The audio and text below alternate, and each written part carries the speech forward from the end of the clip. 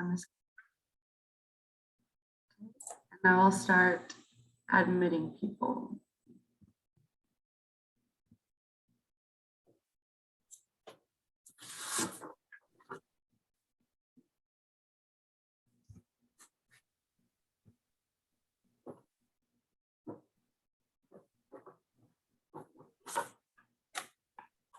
Hi, Karen. Good morning. Good morning. Good morning, everyone. Happy Thursday, is it? What day is it? Thursday?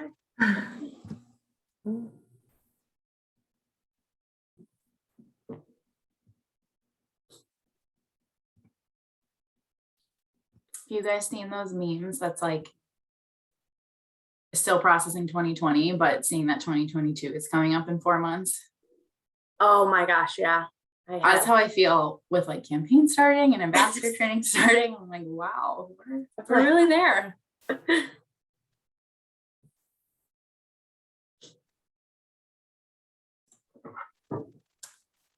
Do you have a preference for the loaned executives to be camera on or camera off for the presentation? You do No. whatever you'd like. Yeah.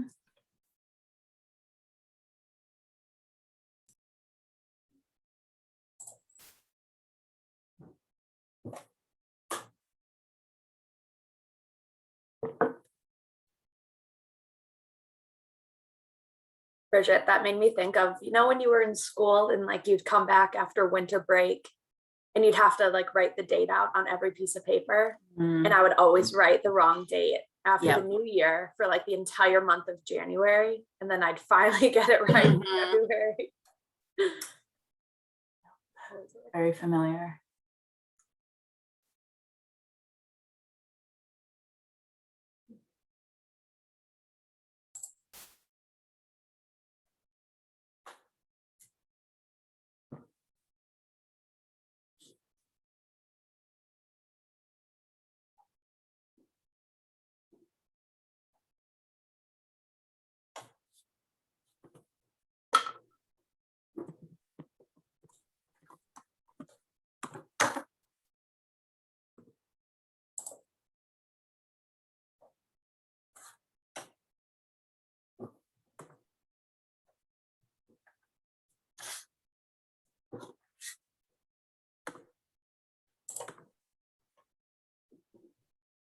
Welcome to everyone joining us. We still have a few minutes. Love to see a prompt group, but we will give this until 9:01 before we get started.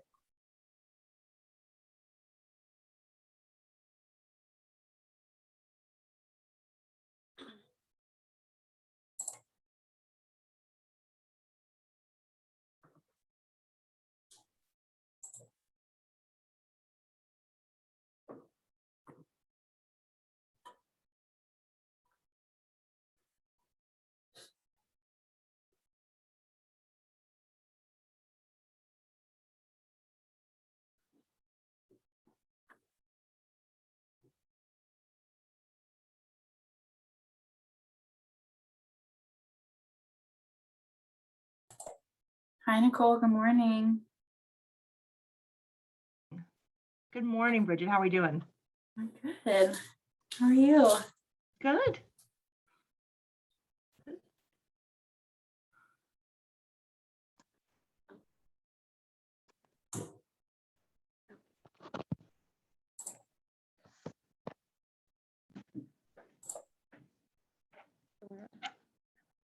You can hear us, right? Okay. Good morning, everyone. Good Happy morning. Thursday. Good morning. I don't know how to change the name.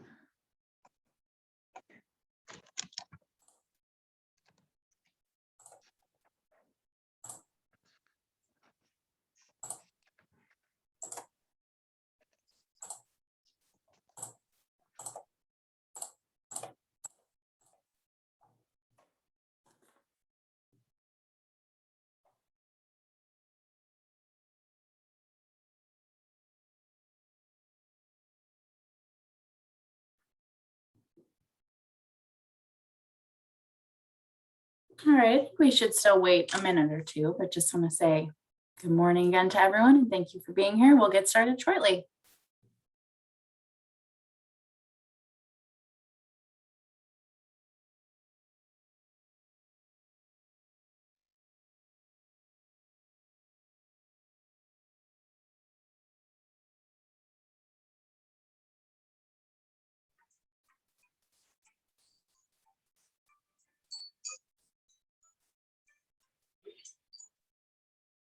For my barrier.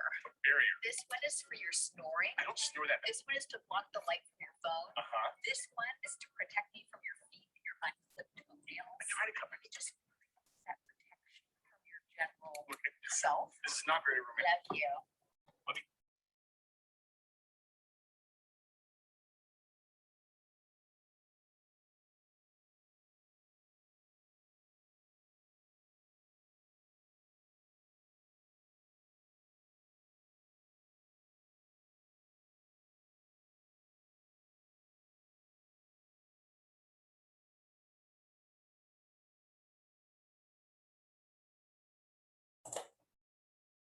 All right. I have 9:01 and I see that we still have lots of people joining us, and I think that's a-okay with virtual meetings.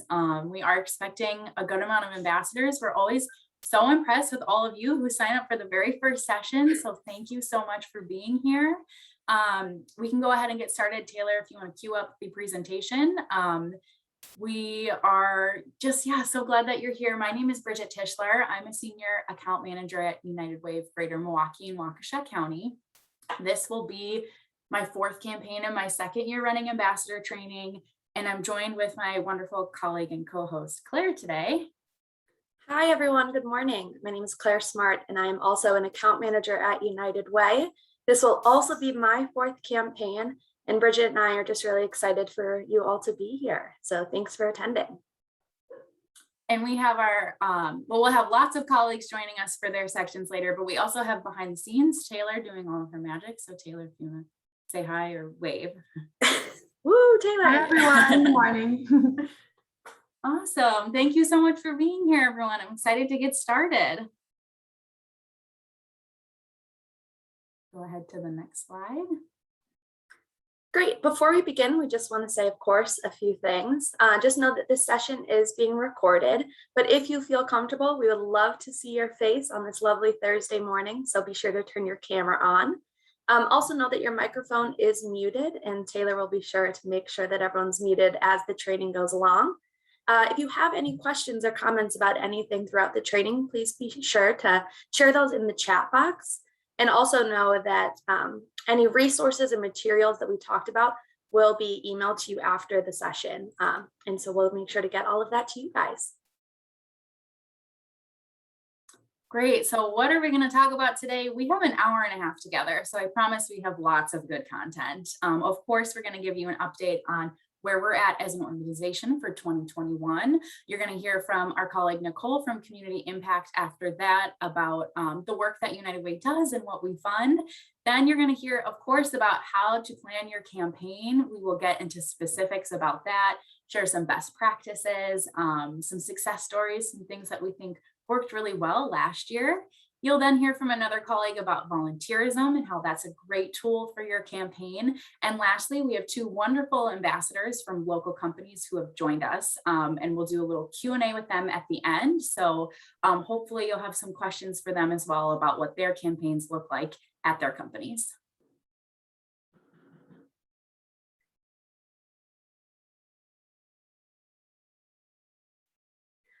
First and foremost, though, we want to hear from all of you. So in the chat box, if you could answer these 3 questions. How long have you been an ambassador? What company do you work for? And if you know already, what you plan on doing for your campaign, whether that be in person, virtual, or a hybrid. Yeah, this is our 2nd year doing ambassador training entirely virtual. So we do miss sitting in a room with all of you and being able to talk to you. So if you want to share, we'd love to know who's with us today. Awesome. We have virtual campaigns in-person campaigns, 2 years, 5 years, 14 years. Awesome. Wow, hello, Michelle, 14 years. Can Yeah. anyone, oh, 15 plus campaigns. Oh my gosh. One we love about ambassador training is we always get a really good mix of people who are completely brand new and people who have been doing this for decades. And so just know, no matter where you're at in the spectrum, you're very welcome at our training today. We try to make this a helpful refresher, share some ideas. And so we're just so glad that you're here and that you're joining us today. Awesome.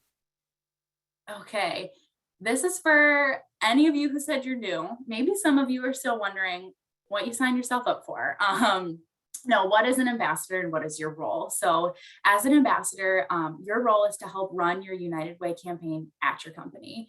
Most companies run sometime in the fall. And so we wanted to share this to say, we have plenty of time. We'll probably get started, shortly after this training, but sometimes, we don't want anyone to panic after the training today and say, what's next? So you have a little bit of time.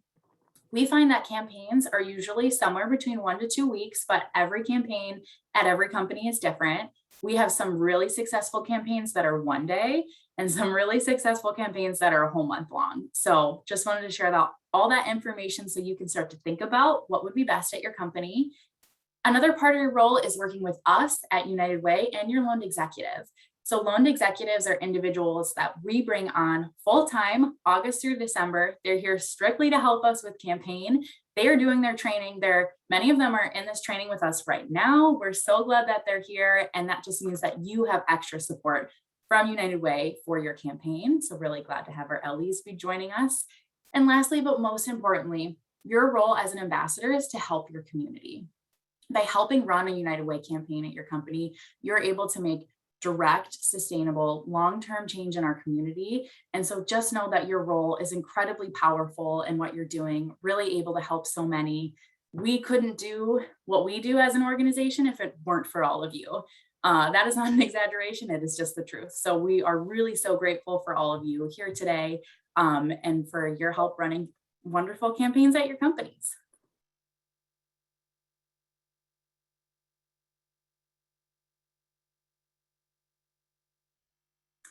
So before we get into what 2021 is going to look like, just wanted to take a very brief moment to pause and reflect on 2020. Because of all of you, like I said, all of you wonderful ambassadors, because of people like the faces we have on our screen, and because of the 1,500 generous companies in our community, we were able to have a very successful 2020 campaign. And that is not to be taken lightly. That was in the midst of a pandemic where we know a lot of unemployment was not secure. We heard from companies that they had to furlough their employees. I'm not going to go on and on about that, but I want to share that what we learned as an organization is that we live in an incredibly generous community. And so as we go into this year, and unfortunately are continuing to face a lot of uncertainty, we are feeling incredibly hopeful and incredibly grateful because we know that we're able to make change and do so much good in our community because of people like you and because of our awesome community. Great. So now just a quick 2020 campaign update. So as I'm sure you can tell by Bridget and my background, United Way as an organization is continuing to work remote for the foreseeable future. But please be rest assured that United Way staff and loan executives will do our best to support your campaign, whether that be in person, virtual, or hybrid of the two, whatever option makes sense for your organization.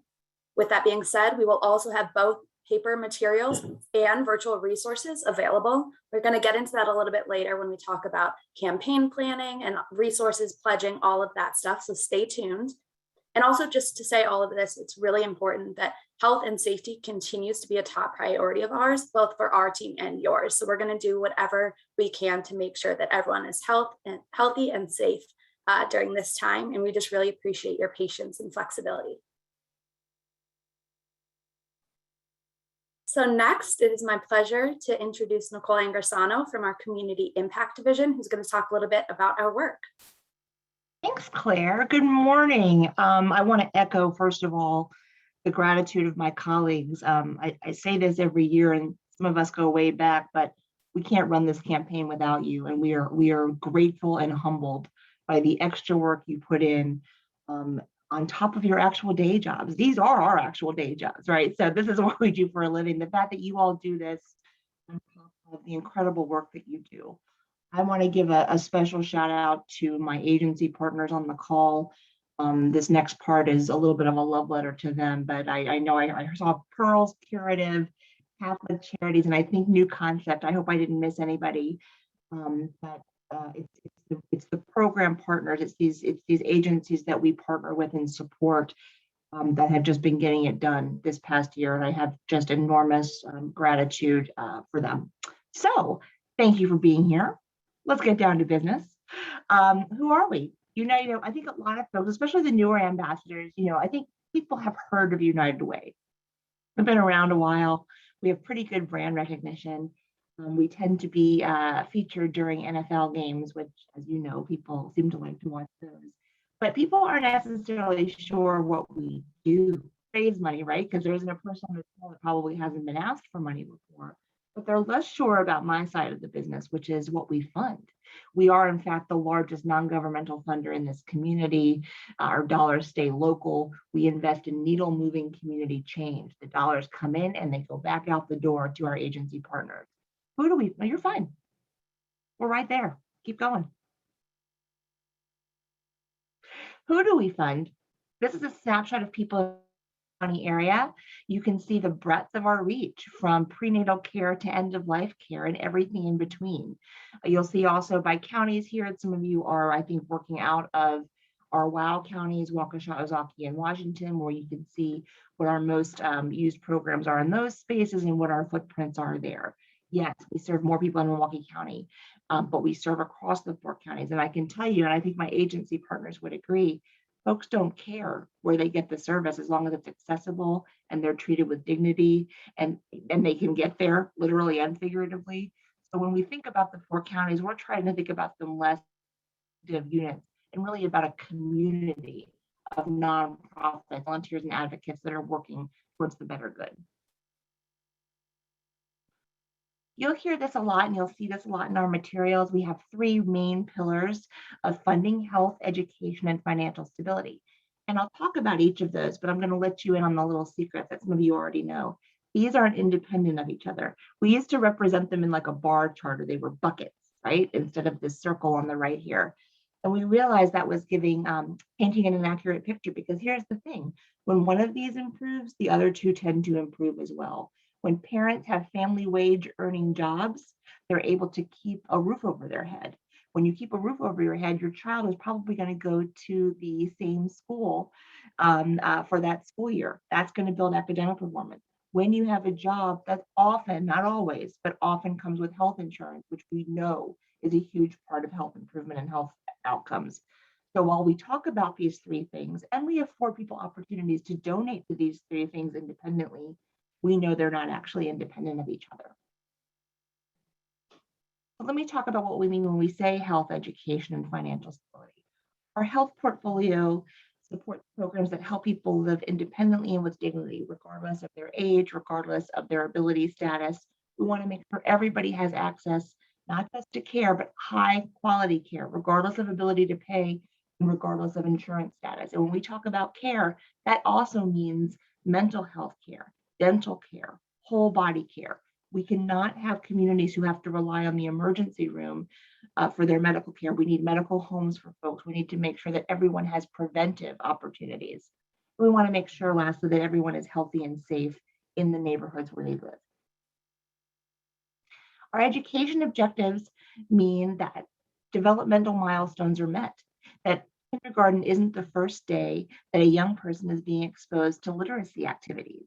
We want kids to be reading proficiently by 3rd grade. This is a real tipping point for school success and the trajectory of academics.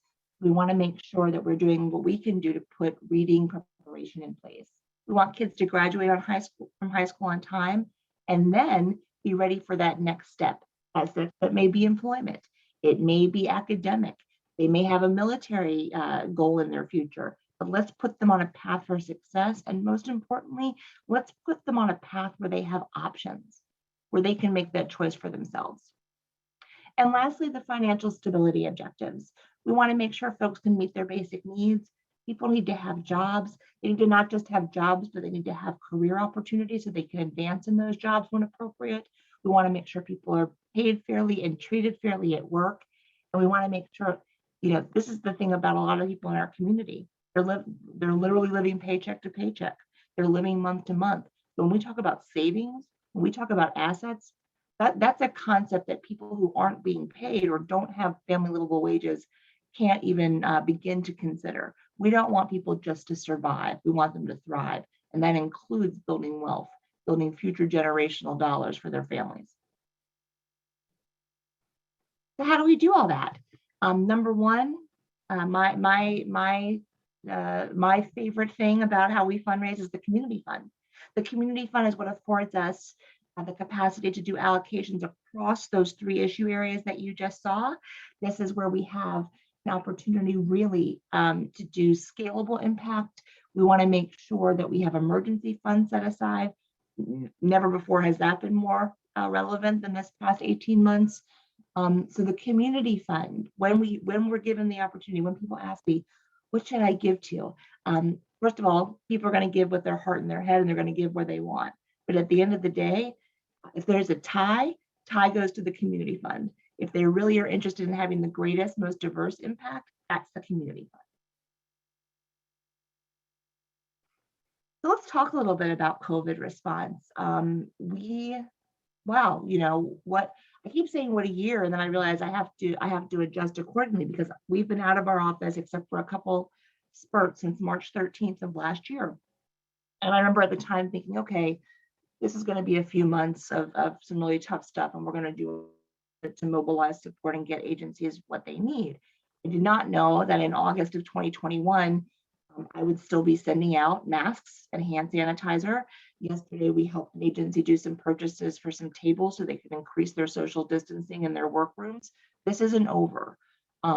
We are so grateful to the corporate and individual sponsors who have afforded us the ability to do this on top of our regular work. So, but we continue to hear from agency partners who are navigating this very, very uncertain reopening, staying open, not opening world. And I want to give you a little snapshot on the next slide about what we've done. I don't have the heart to have the marketing committee update this as often as it should be updated. So this is reflective as of June. Literally, these numbers change daily, but this gives you a picture of the type of support we've been giving to our agency partners, including masks, hand sanitizer, hygiene items. We've also leaned into emergency support like food items and diapers. Over 1,200 digital no-touch thermometers. I got a really interesting request yesterday, but this is the kind of stuff I don't think about because I don't work in direct service. It was clear shower curtains to put between people's spaces in addition to the more expensive plexiglass. So the agency partners, as those of you on this call know, most of them don't have the option of not working, right? These are folks who are providing direct service, sometimes emergency care to people. They are essential workers, whether officially deemed that or not. The nonprofit sector direct service workers are essential workers. We need to get them what they have to keep themselves safe and so that they can keep their clients safe. And here's a snapshot of what the COVID Urgent Needs Fund allowed us to do. You're on it. It's like you're reading my mind. You just go. You never have to go backwards with me. I'm always already ahead. So the other thing that came out of COVID, and this, I say this as the parent of a school-age children, and I know when those of us on the call need some kind of a different support group and meeting around that, is the technology divide, is understanding almost immediately, and my son came home the same day I did, March 13th, the critical importance of, I never noticed that, Jasmine. See, that's why she's at High Heart Media. That's really good. Why we are critically aware, acutely aware that in my house, we have 3 people with 3 computers and really good Wi-Fi. So as uncomfortable as this is, as much as I miss being in my office, I can pretty much get my work done. My son can get his work done. There are whole families, whole homes that don't have that access while they're still being asked to work and go to school. So on the next, let's take a little bit of a dive into sort of how TechWidy came about and why we think this is a critical issue moving forward, even once we get past COVID. If you'll play the video.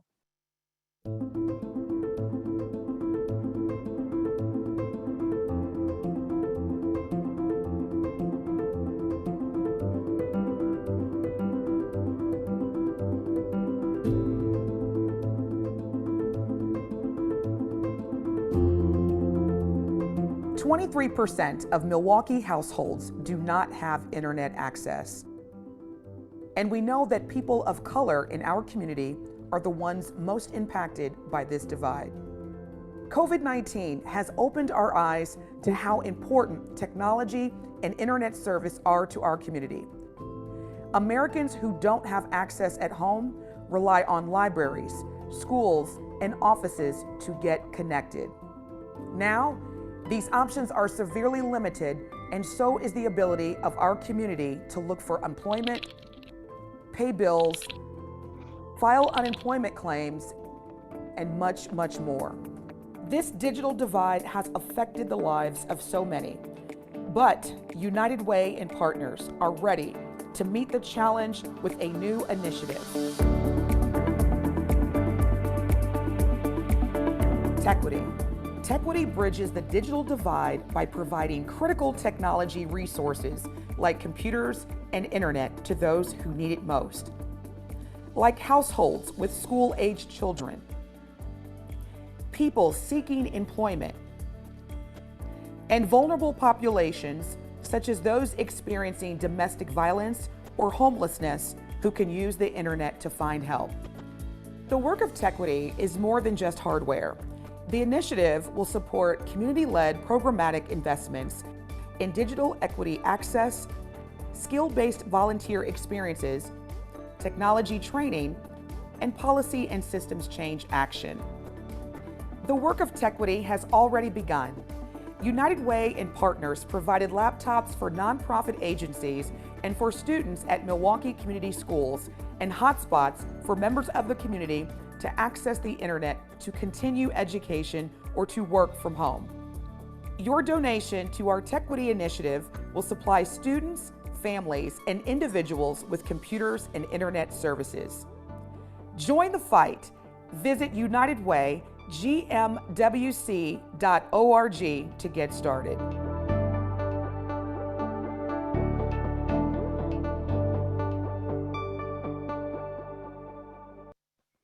So one thing that's been really gratifying about Tequity, and I'm about to move on to this slide, so don't you dare change the slide. This is perfect.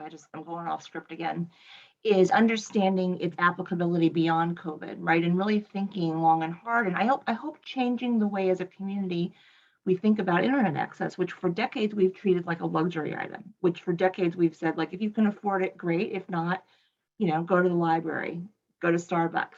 Well, what happens, one, when those places aren't open for people? And two, when we realize how much of our lives rely on having digital access. And it's not just Facebook, which I've heard some people on here like. It's not just keeping in touch through email. It's also applying for jobs. It's keeping track of your medical information.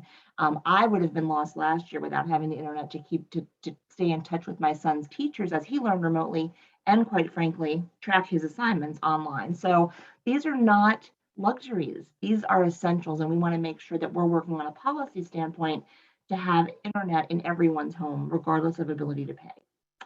In addition to that issue, you see here 3 of our priority issue area lists for 2021. Community schools, which we mentioned a little bit in the Tequity, which is now 15 Milwaukee public schools, where we have additional human and financial capital supporting not what we think they need, but what the schools and the families and the parents believe they need.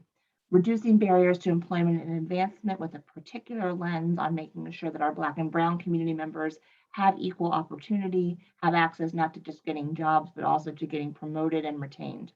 And then safe and stable homes, which is our initiative to end family homelessness by 2023.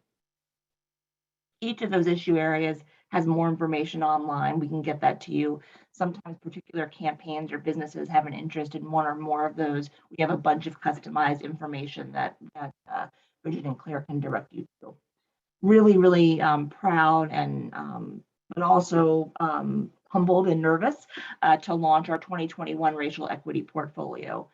Because of the generosity of the Mackenzie Scott Foundation, we were able to really accelerate this. This is work we've already been doing, but to have a multi-million investment said to us, okay, time to stop planning and brainstorming and time to really start doing. So what you see here is the breadth of our racial equity portfolio. Boys and men of color, reducing barriers to employment and advancement, Milwaukee Fellows, which is a local program led by the Daniels family that caught the eye of National Worldwide or National United Way and has now been, I don't want to say franchise because that minimizes it, but it's been a best practice and a template for other communities to launch Young Men United. And we're really excited to be part of that first cohort.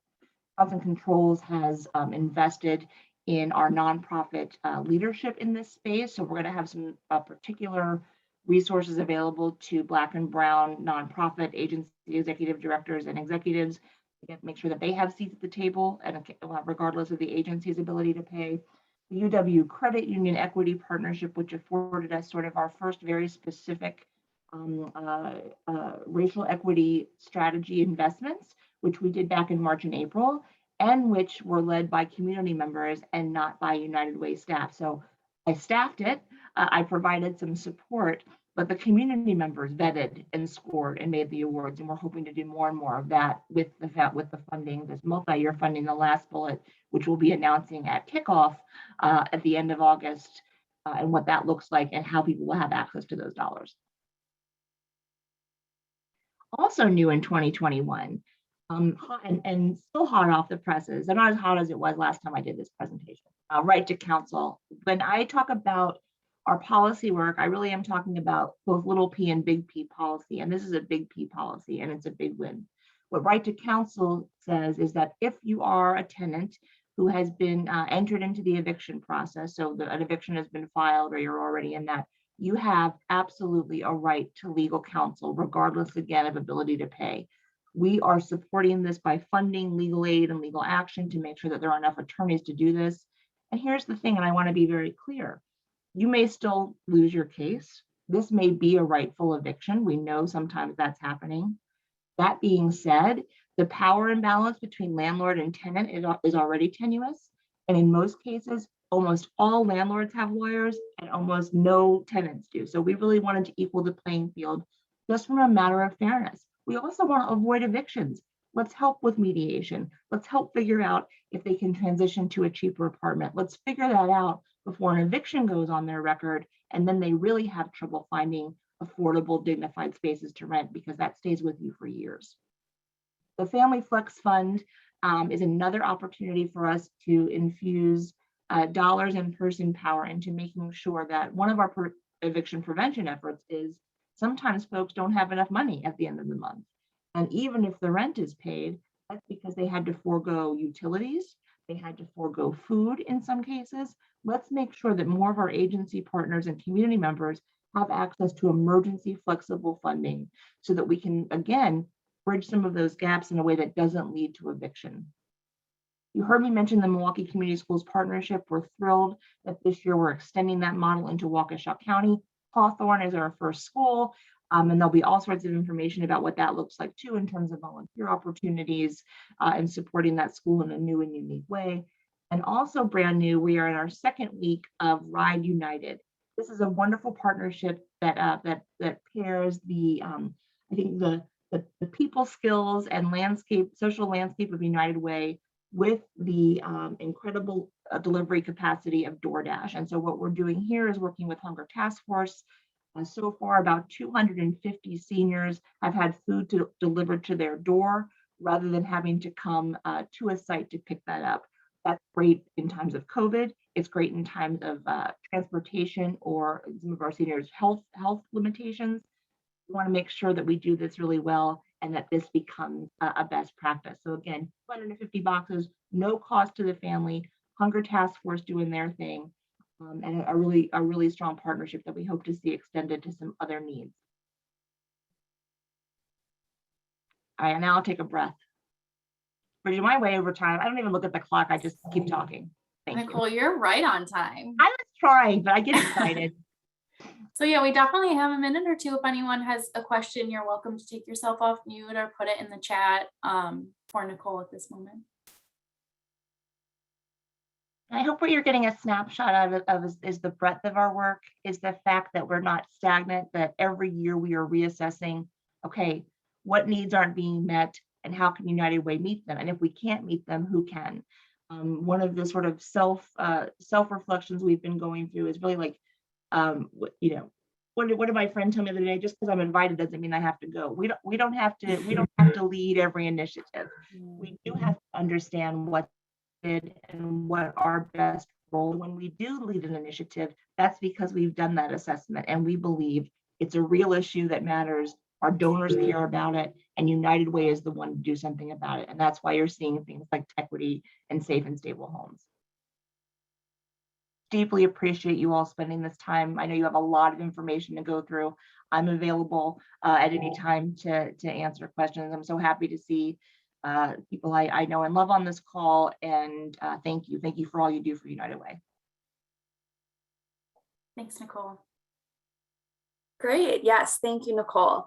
Now we're going to get right into probably the bulk of this training and what we believe is one of the main reasons you're all here, the tips, tricks, and best practices for how to run your workplace campaign. We're going to start it off with the prep work, the before your campaign, what to do. Something that we think is a really great best practice is surveying your colleagues, asking questions like, what does your company care about? Whether it's food or informational sessions, understanding what's going to make your employees, your colleagues want to attend your United Way campaign. Also understanding what communication channels and a time of day preference for that communication. So some companies really love emails every single day at 9 a.m. reminding people to give, where others love using their intranet or a Teams channel. So making sure that you understand what your colleagues are looking for to make sure that you get those reminders and asking people to give. But also know that you know your company culture best. So if you know that a chili kickoff or trivia or a dance party is really going to get your company to engage, then you know your company culture best. And while we're going to provide resources and ideas, you do what works for you in your organization. And just make sure to be creative. Sometimes it's great to throw out a new idea and you never know who's going to see that and be like, yes, oh my gosh, now I want to participate. So make sure to survey your colleagues and be creative. Another best practice we always encourage, if you're able to, if it's possible, is to assemble a team. So by recruiting individuals from different departments within your organization, you're able to get buy-in kind of across the whole company. You're also able to get, feedback from every department. What might work for your department in marketing might not be great for IT or for HR. And so by getting all of that buy-in, by getting those ideas, you're really able to have lots of great ideas. It's helpful then too for encouraging participation when you do have your campaign and you do have those fun events. You have your team from all different departments walking around the office or sending the emails and encouraging people to participate. So if you're able to get a couple individuals, we really encourage that as a best practice. And speaking of buy-in, we think that it's really important and a best practice to try and engage your leadership. We've seen a lot of success at organizations and at companies who ask their leaders, their C-suite level employees, to get involved, whether that's through early giving or engaging in campaign activities. I know personally a lot of my accounts have asked their C-suite or leadership to write a quick little blurb in an email just about why they give or why they love their United Way campaign. And by seeing that buy-in, that can really drive participation. Another really great best practice is recruiting your former leaders or retirees to participate in your campaign. By seeing that, employees are going to see that your company believes in the work of United Way and believes in your United Way campaign, and that's going to lead to a really successful campaign.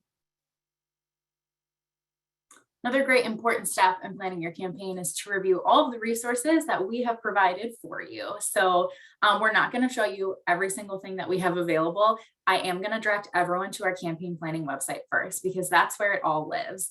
We will be sending this in a follow-up email, but just know that if you have anyone who wasn't able to join, if you want any type of refresher, our campaign planning website has steps, PDFs, checklists, all kinds of goodies. It's created for you, for ambassadors. We also have lots of wonderful marketing materials that are available to enhance your campaign. So posters, table tents, brochures, we could bring them to your office, or we can send them to you in an email if you prefer to upload them to your intranet. Both are available. And lastly, a wonderful resource we have is the Community Impact Report. It's featured here. It's a booklet essentially of what United Way does. And it's available again in print or in PDF. And I think it's a great resource for your campaign if you're able to pull out maybe like little nuggets or little facts about things your company cares about. Do they really care about housing and homelessness? You can find some information here and include that in your email. So again, we're going to follow up with all of this, but just know we have created plenty of resources to hopefully help out in your campaign. So now you've done all that prep work, you've surveyed your colleagues, you've talked with your leadership, and now you're at your campaign, the during. So some best practices we have for during your campaign include hosting a kickoff. We think that this is a really great way to start the week off or the day or the month on a really high note. And be sure to ask United Way to participate. Again, we know this isn't your full-time job, so we are more than happy to come in, talk to your team, whether it's a United Way staff person or a loan executive, we're really eager and happy to help. We also have our Speakers Bureau, which is a group of agency speakers that can come and speak really in depth about their work and how that relates to United Way and the importance of giving to the community fund to help those agencies. We also have a ton of videos available also on that campaign planning website that Bridget just talked about, and encouraging your leadership to speak as well. Again, going back to that, engaging your leadership in your C-suite, that can be a really powerful way to start the campaign off great. And then again, on that campaign planning website, we have stories, fast facts, graphics for any of the PowerPoints that you want to use at your kickoff to, again, just get it started right. All right, so now we're going to talk about some fun activities, some campaign events. We broke this down into in-person, virtual, or hybrid. So I'm going to start with some classic in-person events that we see that work really well in your office. We have some pictured here. We have to start by talking about food. It's an understatement if we don't bring that up. It's usually a motivator for people. And so we were able to see companies do a little bit of pivoting last year with food, kind of in more of a safe environment. So pictured here from Ergens is they had like candy apples or like individually wrapped treats with a note saying our United Way campaign is kicking off today. Here are all the events we have, and they were able to leave that on employees' desks. I think they also did a grab and go breakfast bar. So, is there a way you can still safely incorporate food? Bake sales are very popular, that sort of thing. Jeans Days and Spirit Weeks are also popular. We have pictured here a company in, their Brewers and their Packers gear. So that's always fun. Office Olympics, can you set up stations of mini golf, of different little games? We see that competition works really well. So what are some fun ways you can do that in your office? I know when we went back into the office for a brief amount of time, we're home again, we had a giant Jenga. And so, just think about what are some simple, fun, easy things in the office that you think will get people excited about your United Way campaign. One more note on these events is that they can be fundraisers on their own. So you can ask for someone to pay to play, have like a buy-in fee, or this could be something that you just do for fun to get people excited. So it's really up to you if you want to use these as a tool to raise additional funds, or again, just something to have fun with your colleagues, completely up to you. Next, we're going to talk a little bit about some virtual options. One thing that we saw a lot of success in was raffles and auctions. There are some great sites and resources to take this completely virtual. People can donate, baskets or, different items that they have, and then everyone can bid online. And that was really successful last year. Another great idea has been virtual classes, including yoga and cooking, virtual celebrations. I think I mentioned this already, but maybe getting a DJ and having a dance party. I know we did that for our internal campaign, and everyone had so much fun that we have done it like 3 or 4 times since. Brought this DJ back, we all dance on camera. It's really silly, but also a really great way to let loose and bond with your colleagues. Coffee or lunch with the boss, again, engaging that leadership. People always want time in front of C-suite level employees. And so maybe asking them to just spend a half an hour of their day just with colleagues can really be a great way for company culture and also for your United Way campaign. And then also I'll just mention this talent show. The picture on the right, the Masked Talent Week, was a great option and a great idea from one of our accounts to really just, again, bringing up that company culture. It's really hard being on Zoom all day, not seeing each other, but doing something silly like a talent show will let you, meet new people, but then also add a little fun to your campaign. Great. And so maybe you're not sure what your campaign is going to look like yet. That's a-okay. These are some activities that we kind of see work really well, no matter where your campaign is. So it could be great for some sort of hybrid situation. We are going to talk more about volunteering soon, but we just wanted to plug here any sort of take-home kit, notes of encouragement. That's something that we definitely have more information about and can provide, but that's a great family fun activity and can really communicate the impact to your employees as part of your campaign. Picture competitions are always popular. Baby photo competitions, pet photo competitions, that sort of thing can be uploaded to your intranet and you can vote. Trivia and quizzes. So we have information if you want to do a United Way, like 101 trivia. We've seen companies get really creative about this. I had a company last year, they had to match your employee with their first job. And so I think it's a great idea, especially if you haven't seen your team members in a while, or if you have new team members you haven't met in person yet. What are some ways that you can just, incorporate that sort of fun idea, but with your company, with your team members? Maybe you have some sort of theme for your campaign. And email bingo, we saw that a couple of times last year as well. That's pretty fun. But lastly, I have to talk about all those beautiful pumpkins. We see a lot of fun Halloween activities because, fall comes up. I can't tell you how many virtual Halloween costume parties I went to as part of my job last year. It was incredible. But we also have a lot of pumpkin carving. Those are beautiful. That's something that you can do in the office. You could do at home and upload pictures. So just another fun idea of something that you can do kind of no matter where your campaign's going to be this year. And of course, campaign activities are so great, and asking your employees to give is a great way to, of course, increase participation, but we also know that people like incentives for giving. So here we just have a few ideas and a list format on the left. Some that you can provide internally would include like a custom personalized Zoom background, since you're all working from home. Also portraits or family pictures. That was another huge win last year. Vacation day or Fleet at 3 for anyone who maybe donates in the first half of your campaign. And then also on the right, we have our United Way Give and Win sweepstakes. So with a new or increased gift of $25, $50, $75, or $100 to our community fund by November 12th, your employees can be entered to win a variety of prizes, including a 2021 Jeep Renegade. So we think that these incentives can also be a really great way to increase participation by giving people reasons to give outside of virtual dance parties and pumpkin carving.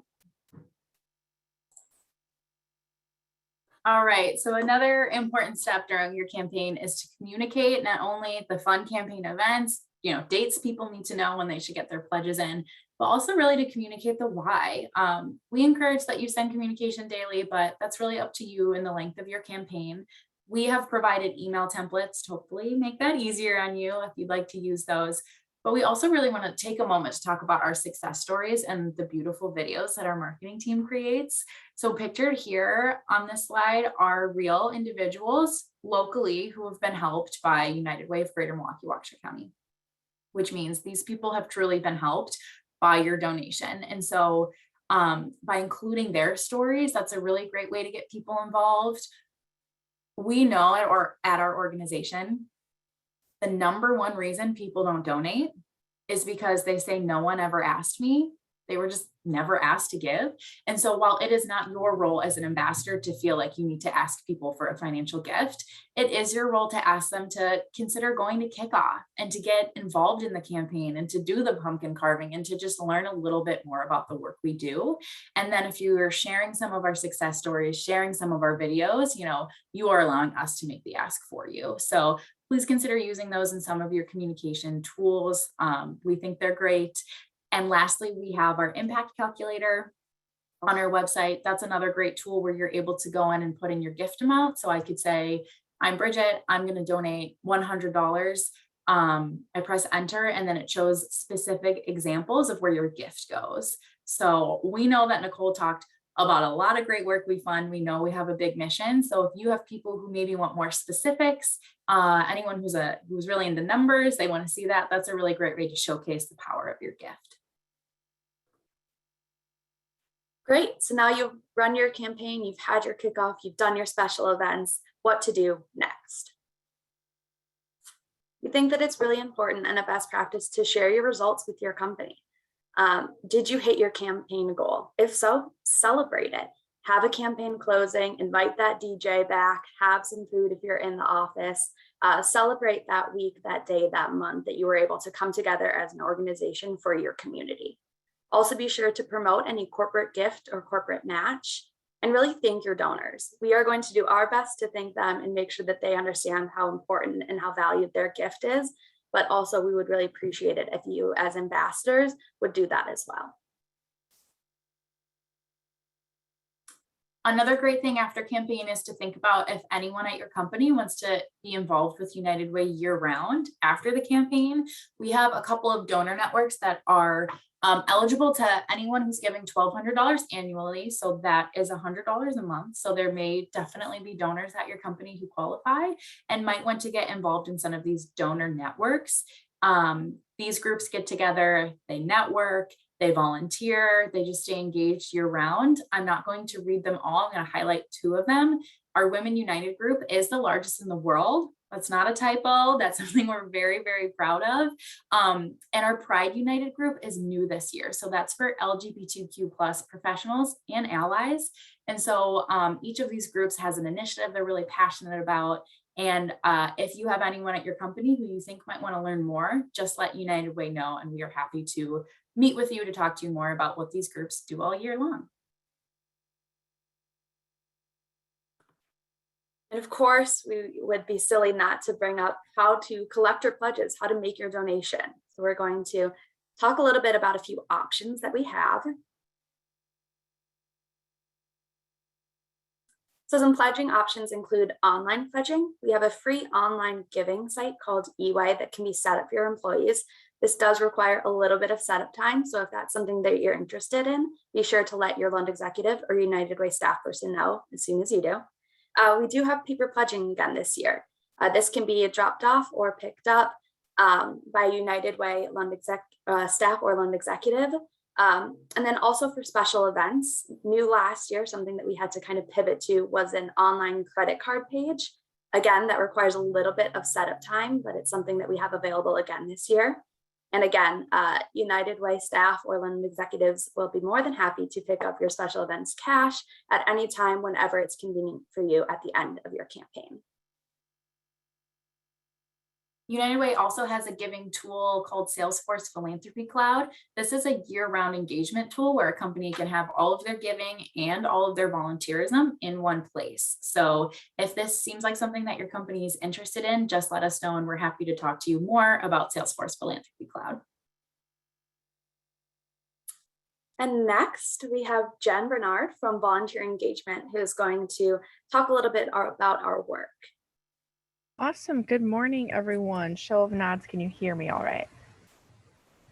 Perfect. And while I've got your attention, I know we've been sitting for a little while. So if everyone wants to do a little bit of a shoulder roll, a little bit of a neck roll, let's kind of get the blood circulating again. You're hearing a lot of great information. And I know for some of our returners and new friends, it can all be a little drinking from a fire hose, overwhelming. So just appreciate you spending the time with us this morning.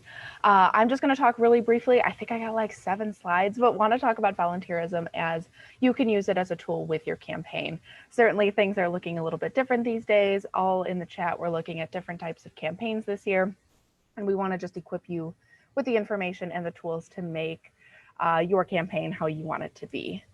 So first and foremost, why is volunteerism a good fit with a giving campaign? From just why does it make sense for business? Why is it a good tool for workplaces? It enhances that company culture. I don't think I need to dive into that too deeply, but when we're talking about disconnected employee teams, groups that haven't seen one another, this is a really great way to come together outside of the working environment, outside of those tasks that we have to do each day, and do good in the community, either virtually, in person, a hybrid of both, and we'll talk about those details in a second, but it can really enhance that company culture. Even further, attracting and retaining the best talent. folks that are job seeking, folks that are looking at employment, and folks that are looking at their current employment benefits are really interested in seeing volunteerism be a part of that. Really focused on working for companies that have a strong community involvement program, a strong commitment to their local area. And volunteerism is a great way as an organization to really boost that part of your working environment.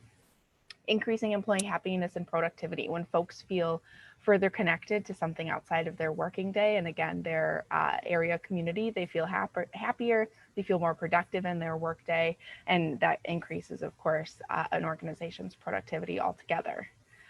Improve brand perception and increase revenue. This one's really cool. I think many of us feel this regularly, where consumers more and more are interested in buying from civically engaged and civically responsible companies. So from your brand perspective, from your company, showing your name in the list of look at all these companies that are doing good work can really improve customer relations and just really improve connections with your customers.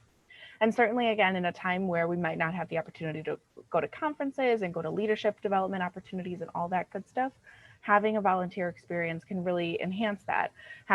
Giving an employee the opportunity to kind of step up and step into that role of organizing a volunteer experience and kind of leading the charge can help develop some of those softer leadership skills that we maybe aren't getting between the 9 to 5 workday. And again, as we talked about why it makes sense for you as a workplace and why it's impactful, here's just a cool snapshot of statistics that we've recently kind of dug through, did some research on our end, just to see, again, what are our employees saying? What are individuals in the community saying about volunteerism?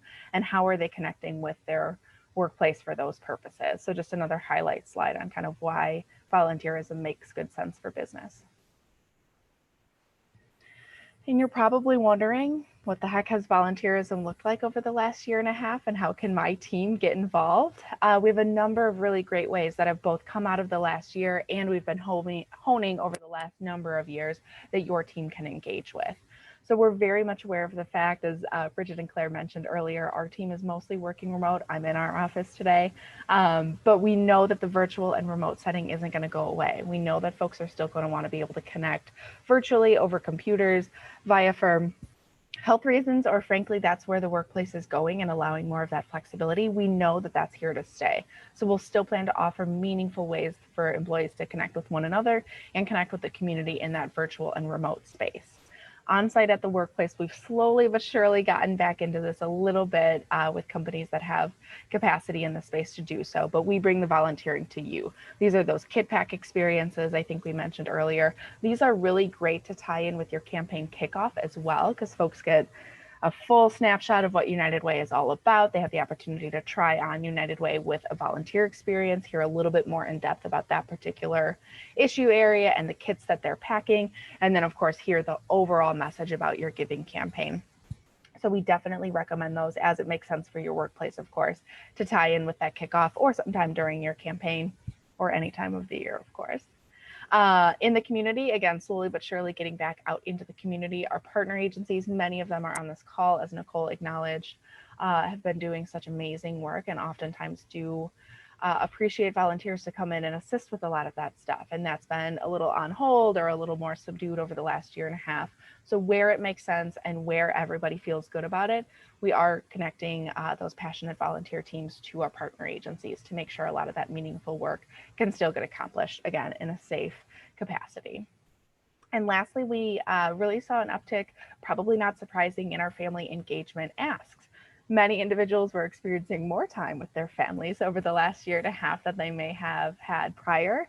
So knowing that individuals would want to volunteer with their family, get some of their littles kind of engaged in the community and understanding what it is to give back to your neighbors and friends, we really saw an increase in asks for that area. So we actually have a whole website on our website, a whole page on our website dedicated to family engagement opportunities, some specific events that your family could volunteer for, and some of those more kind of grassroots ways to get your littles involved in community engagement in your local neighborhood. As an organization, even just providing that to your employees as a tool is a really great way, again, to kind of show that you care, show that you recognize that they're working with their families, and show that you want to kind of enhance that part of their lives. As far as what's new in 2021, we've been hard at work, of course, kind of developing and honing in on a lot of the things that, again, we've done for years and years, and a lot of the things that we learned over the last year and a half or so. So first and foremost, we are a fairly new member of the National Diaper Bank. We know that there is diaper need in our community, and we are partnering to make sure that our community's littlest members have what they need. So collecting diapers, wipes, and getting those out to our local area partners is an area that we're focused on. As of a couple of weeks ago, this may have changed since then, but we had already collected over 96,000 diapers.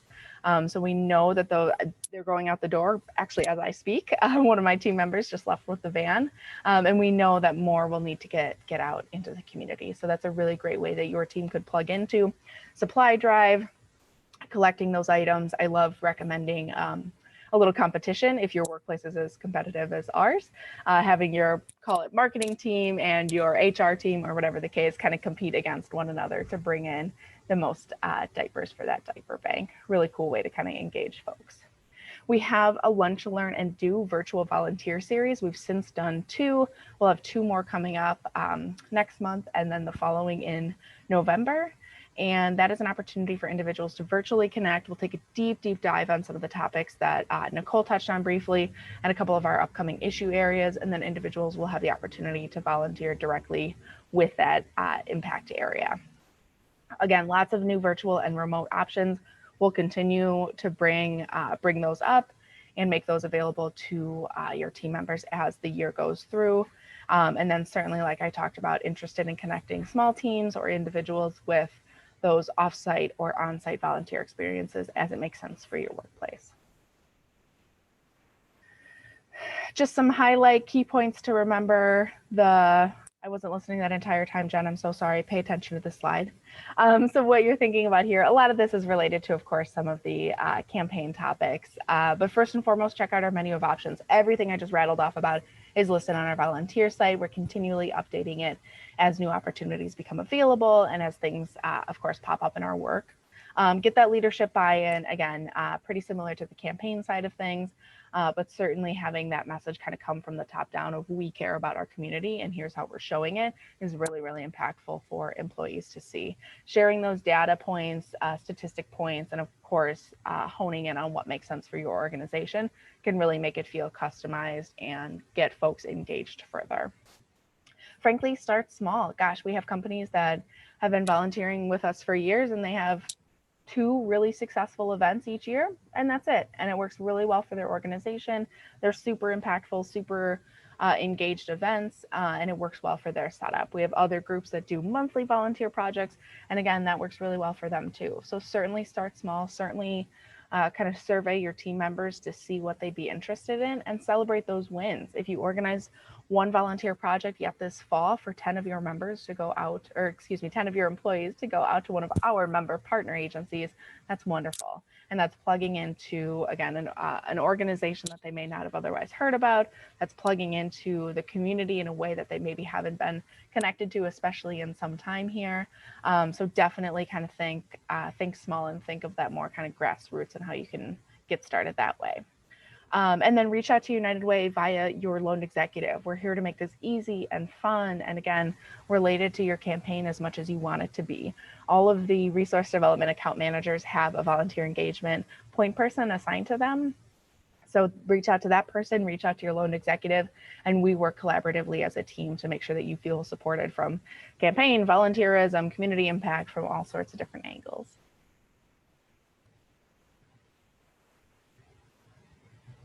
Thanks, everyone.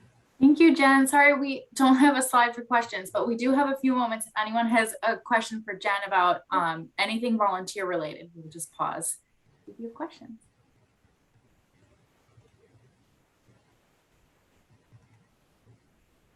All righty. Well, thank you, Jen. Thanks, everyone. Okay, everyone, we are in the final stretch, and we're so excited for the last portion that we have for all of you. So the remainder of the time we have together, which is until 10:30, we have with 2 wonderful ambassadors who are joining us. We have a couple of questions that we have prepared. We're going to show on the slide But please know that we also want you to ask your questions in the chat. We'll have some time in a few moments for you to unmute yourself as well. But we always hear that this is a really helpful part of training. So we're really glad that these wonderful ladies could join us. So we have Nafisa Berdine with Manpower Group and Victoria Gonzalez with Clarios. I'm going to ask if Nafisa, you want to unmute yourself and introduce yourself first, maybe, you know, how long you've been ambassador, and then we'll do Victoria right after. Absolutely. Good morning, everyone. Can you hear me okay? Just give me a, okay, Yep. yes, awesome. So good morning, everyone. I'm glad that you joined the call. So much valuable information that was shared from United Way today. My name is Nafisa Berdine, and I'm an ambassador as well as one of the co-chairs for Women United, one of the largest groups in the world. So that's exciting. But I've been with the organization now for 18 years, and I've been a campaign ambassador for a total of 6 years. I had added in the chat earlier, it was 5, but I realized that my first year, I jumped right into the line of fire, and I was drinking water from a fire hose, just like some of you that are on the call today. So I just want to say that I can resonate with you if it's your first year, and all of this seems overwhelming or a bit much, but just know that it's all about fun and engagement. We always have a great campaign, and we lean on each other, and that's what we're here for today. So thank you for the intro, and look forward to sharing with you a lot more information. Thank you, Nafisa. All right, Victoria. Hello, my name is Victoria Gonzalez. I'm with Clarios, the battery company that used to be part of Johnson Controls. I started as working on the campaign back in 2016 with the help of Anne-Marie Scobie-Polachek, which still runs our campaign for Johnson Controls. And with her, I learned a lot. I believe that this is a great cause, and it helps. And right now, the last 2 years, I think it has touched everyone. So it's way easier to remind people why we should be donating. And I'm glad I can help. And if you guys have any questions, please feel free to reach out to me. Thank you, Victoria. All righty, we can go to our first question. Great. So our first question for Nafisa and Victoria is, how will you host your campaign, whether that's virtual or hybrid or in person, and what are you looking forward to most? Victoria, it's fun to work with you again this year. We were both on a panel last year together, so we could jump, in back and forth if you like. I'll go ahead with this one and just share on the Manpower Group side. We are planning to host a virtual campaign this year. We're very excited about that virtual campaign. We have our loan executive, Claire, that's going to be supporting me, and we have already started diving into quite a bit of various campaign activities and things that are leading up to that campaign. I'm excited to share, for our organization, being a global company, my role is more national scope. And so with that virtual, it works very well for us because we host a campaign across the US as well as in Canada. So I'll share more as we dive into more questions and details, but it will be both virtual for the most part. And we're just looking forward to getting our families involved. We're looking forward to getting more engagement with our staff. We also are going to be incentivizing some of our, increased donors. So we're just looking forward to supporting our community. I think we heard it loud and clear from Nicole. She shared there's a lot going on across all of our communities. And so having that national campaign for me, like when we do our campaign, it helps our other offices across the US support their communities. So this is just a really good opportunity to help our communities when they need it the most. For us at Clarios, we have a few people in the office, but right now, due to whatever is going on with COVID, we don't know what's going to happen. So it will be mostly virtual. But I'm still working on a couple of engagement activities prior to the campaign, which are with volunteer activities throughout the US to remind people then, just to have them feel where do their dollars go? So then when the campaign runs, they remember, oh, I was there, I was helping that school, or I was helping that community. And then they feel more attached, and then they're willing to give a little bit more. So I'm looking forward to breaking our goal from last year. And I hope that I can get more people engaged now that everybody's more accustomed to working online. Yeah, that's a very good point. Thank you. The next question we have is one of the best practices we shared earlier, making sure that leadership is involved. So at each of your companies, how do you ensure that leadership is visible during your campaign?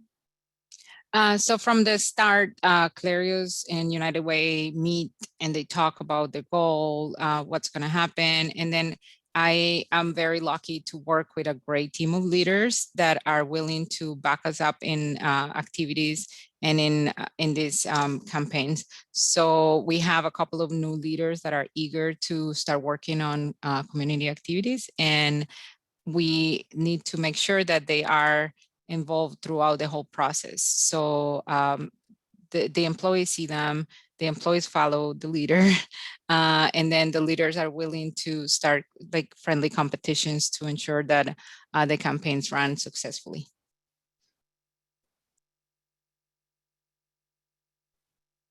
Thanks for sharing, Victoria.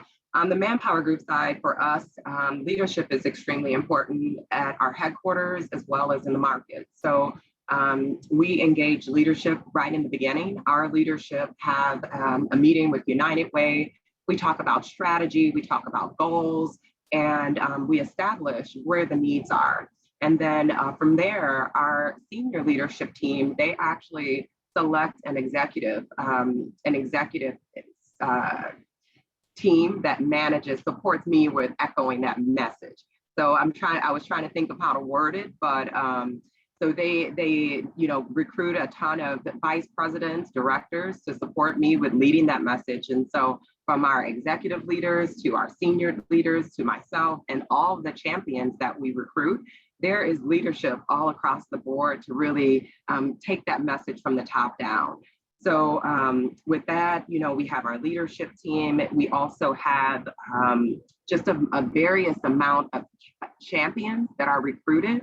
So we recruit anywhere from 70 to 90 champions across the US because we have different markets, different branch offices. And, we work to create a leadership kit which helps support them. So it is so important to not feel like you have to drive this campaign by yourself, but leverage some of the leadership resources that you have, because a lot of times individuals are looking up to those leaders, and those leaders tend to lead where our staff, they follow great leadership. And so if we're messaging things and we're communicating effectively and we have that leadership support, you've got more donors that are willing to buy in. Absolutely. Thank you both for sharing. And you both made a lot of great points about just the importance of getting leadership engaged. So our third question is, how do you plan to kick off your campaign this year?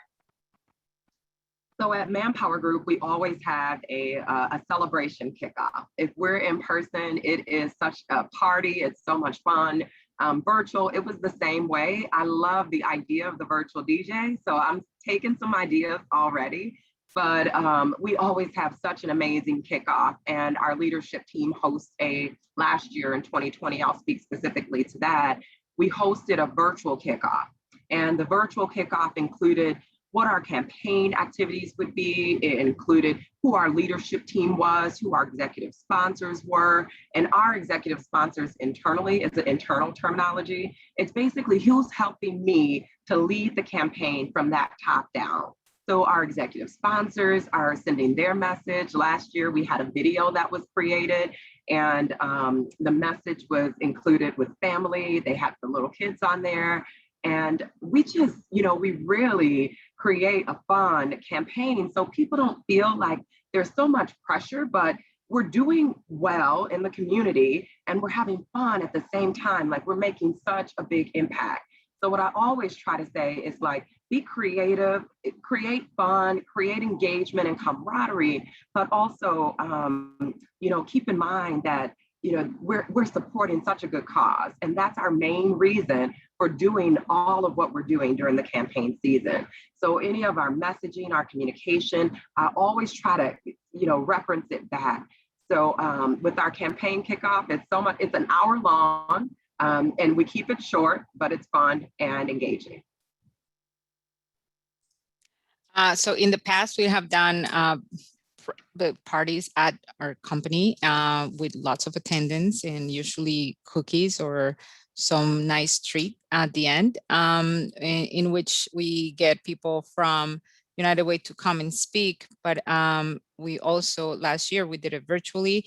And something that I was very excited about was that I was able to find a group of people that had benefit from United Way within the company. And those people spoke at the kickoff. And that moment touched us all. And I feel like it was a great connection with, you never know when it's going to happen to you. And it's good to know that you have the support of an organization like United Way behind you. So then you don't feel alone. And then that was part of our kickoff with also exciting news and talking about the competitions that we were going to have. And it was about 30 minutes long. And at the beginning, we had some technical difficulties, but we were able to move forward and have a great kickoff campaign.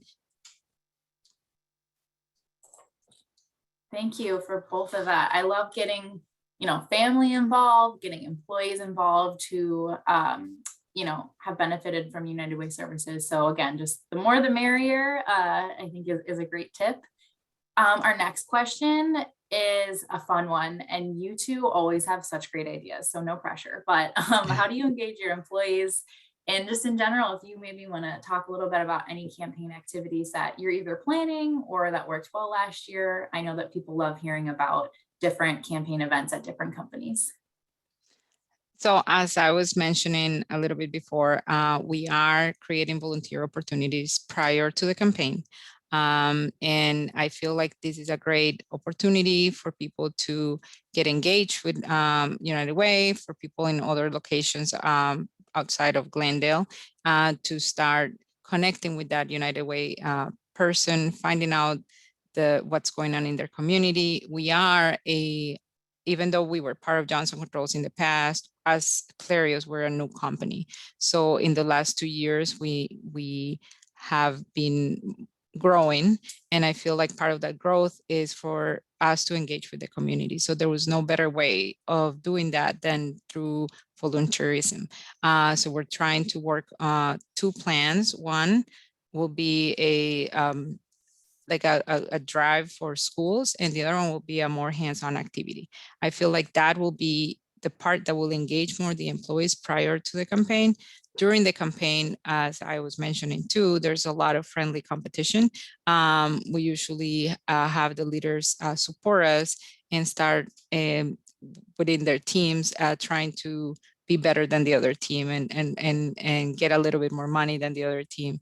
We're lucky enough that we have payroll deduction, so it's easier to donate that way because then you don't feel the hit at once, but then you spread it out through the year, and it gives you an opportunity to maybe donate a little bit more than you would in other instances.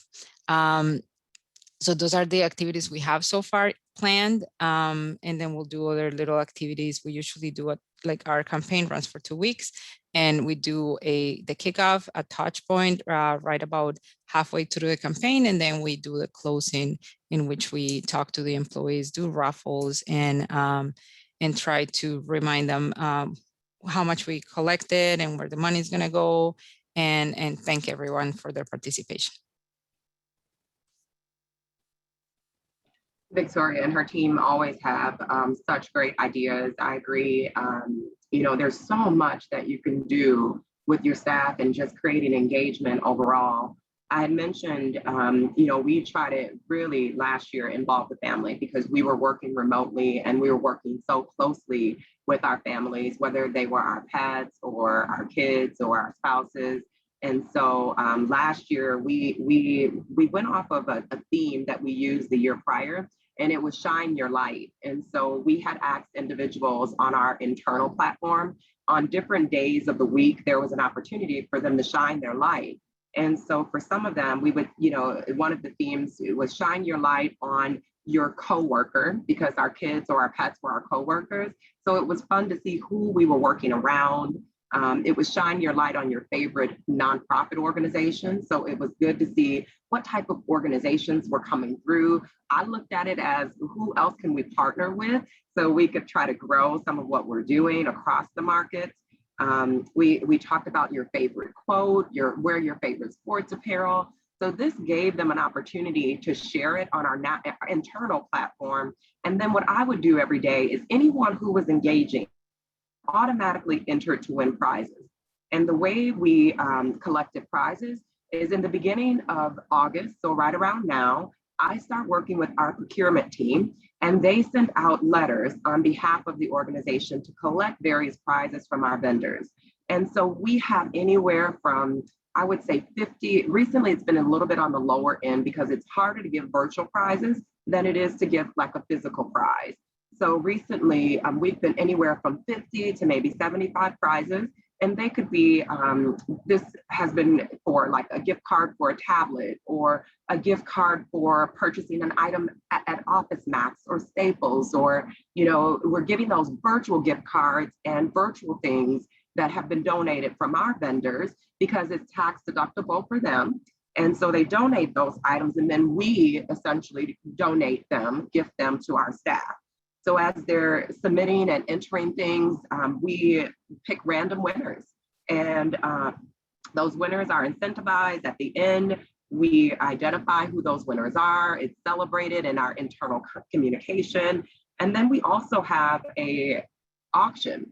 So our past president, founder, Elmer Winter, he was an artist, a very amazing artist, had lots of, if you're in the Milwaukee area and downtown, at Pier Marquette Park, you walk that little river walkway, there's a ton of Elmer Winter artwork that's down there.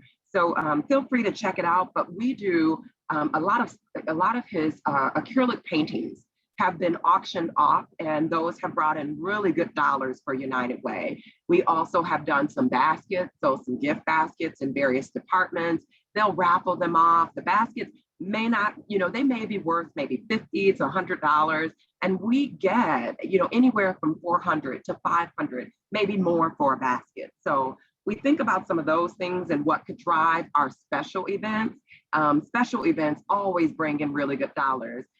We didn't drive dollars with this last year, but it was a special event, and it was the chili contest. We always love food and everyone loves sharing their recipes. And so what we did is we asked everyone to share their favorite chili recipe. And so individuals were able to see it. They were able to, I ended up making a chicken, tortellini chili recipe one time. And I was like, ooh, this is really good. So our colleagues have really good ideas. And when they're involved, they feel connected. So to Victoria's point about the stories, we have recorded stories from our employees that have been supported and have also shared their stories in an open platform. And it's been so heartfelt. Some of them, just connecting to our strings and creating chills through our bodies because of the impact that United Way has made. I think as an ambassador, we all know the impact that United Way makes in our community, but to actually see our employees that we're working with, our colleagues that we're working with be supported by United Way, it just feels so much more connected. So I can go on, we have a ton of details, but I'm gonna be respectful and I'll just pause there. Well, thank you both for sharing. Always so many great ideas from both of you. And I love how you're mentioning, talking about engaging your internal resources and vendors and asking some of your colleagues to share, again, taking a little bit of that weight off of your shoulders as an ambassador. So our final question for both of you ladies, how do you wrap up your campaign? Victoria, I know you talked a little bit about your closing, but if you wanna mention any other tips and tricks on that, that'd be great. So like I mentioned, yes, we do a gathering. It's gonna be a virtual gathering. We do in-spot raffles. I think that attract a lot of people. What I've noticed was that there were more attendance to the virtual campaigns than to the actual physical campaigns, because sometimes they just conflict with meetings. So then it was great to see that even though we were virtual, there was a lot of attendance. One thing that I did not mention of the stuff that we did was we did a TikTok challenge. And then we had the teams that will do a TikTok related to United Way will get whatever they donated, will match that up and include it for the campaign. So, I mean, all the things that are happening, your teenage kids can help you come up with great ideas to interact with other employees. But I feel like wrapping up the campaign, it's always like that moment that you're closing it, but you're also setting the stage for next year, reminding people this is why we do what we do. United Ways with you. These are all the organizations that we have. Don't stop now. Get involved. A couple of years ago, one of the people that won the vehicle that Johnson Controls was given was a mom of my daughter's school. And after that, she got very involved with United Way. So, I mean, there's opportunities all the time to get involved with United Way. Try to keep up with the volunteer activities, promote them with your company. So throughout the year, you can create this expectation and and remind people of the needs that the community has and being able to participate in them. I think that's all. And having a leadership participation at the kickoff, through the half point, and throughout the campaign, and at the end too. That's awesome. Thanks, Victoria. One thing for us on the campaign wrap up, we have done it so many different ways. It really depends on the year. In various years, we have done competitions. So there have been times where we have really big trophies and we've, just announced the winners, showcase those trophies. But during 2020, it wasn't so much about competition. It was really about supporting the community as much as possible and really trying to raise as many dollars as we can to give back. And so last year we did an acknowledgement letter from our CEO. We also, for all of our leadership level donors, we have a CEO circle kickoff or a celebration. And that's where we bring, last year, we had so much fun. We had a band, it was virtual. They did an amazing job. We had United Way there, Nicole Angrisano. We played some games in a virtual room. If you all have questions on anything or, how to really have those celebrations virtually, last year we learned a lot and I can share a ton. I just want to be respectful and not go into too many details. So sometimes I try to reel myself in a little bit. So just wanted to share that you all can definitely reach out to me via email. I know they're going to give that at the end, but I've got lots of ideas virtually if you're interested in that. One thing I wanted to share before we talk about how we wrap up our campaign, the other thing I try to do is weave in volunteerism. Jen Bernard talked about that a lot. And we actually have our, what we call internally, Days of Caring. It's 2 weeks of volunteer activity with our staff to create virtual engagement. We partner with United Way partners, we partner with our nonprofit partners, and we create virtual and hybrid activities with our staff across the market. So I wanted to share that because that leads up to our United Way campaign. So our staff is not feeling like we're just connecting with them during that time. And then the other piece that I wanted to share was first day giving is so important. To try to give on that first day. So if you can use the incentives of the truck or the $5,000 to give on the first day, I think that's so important because those that are going to give are going to give right away. And so we also have a first day giving prize outside of the United Way prizes. We also dangle something in front of them just to encourage people to donate. I've learned 3 things during our campaigns over the 6 years. People are going to give because they want to give, because they enjoy giving. People are going to give because they've been asked to give, or people are going to give because they're incentivized to give. So those three reasons, I have to try to think about things for all three of those different people. We are diverse and we have different ways of thinking. So we have to think outside of the box and how other individuals are thinking and what really motivates them to give. So I know I went a little bit off on this last question, but celebrate and don't forget to thank your donors. We're careful stewards of the donations they are giving, and we want to make sure we are very appreciative of thanking them for that. Thank you Thanks. so much. No, these are so wonderful. We love your enthusiasm, your energy, all of your ideas. I guess Nafisa and Victoria, if you want to drop your email in the chat, you are welcome to. If you want to. We do have just two quick questions and we have just a few minutes left, but one of them is around, do you set a goal, right? Would that be a financial goal or participation goal? And then the other question that came through is about your company culture and how that helps your campaign. So whoever wants to take whichever question, go ahead. I can try with the goal. So we do set a goal of participation and a goal of dollars donated. We usually keep up a thermometer, and virtually I send that out and I have it updated in a SharePoint site so people can see every day how high are we going and how much participation are we going. In years past, the managers used to reach out to the employees and try to get them to donate at least a couple of dollars to have 100% participation, and whichever department will get 100% participation will get a reward. Another thing that I know it's not part of the question, but I just wanted to mention is that one of our gifts that we do is talk to HR, try to get one day off, and do a gift card for Amazon and a day off. So if you donate a certain amount of time, you get to take the day off and go shopping online. So that was a pretty good gift that I know people wanted to win. But yes, we do set a goal. And then about the other question, I feel like the culture plays a very important part on your campaign, and I feel like that is driven by leadership. And as long as you get your leadership involved, and then you get people involved, and then you reach out to teams, you reach out to people that are very involved with the community, that are within your company, and you create these groups and these teams that can help you run a successful campaign.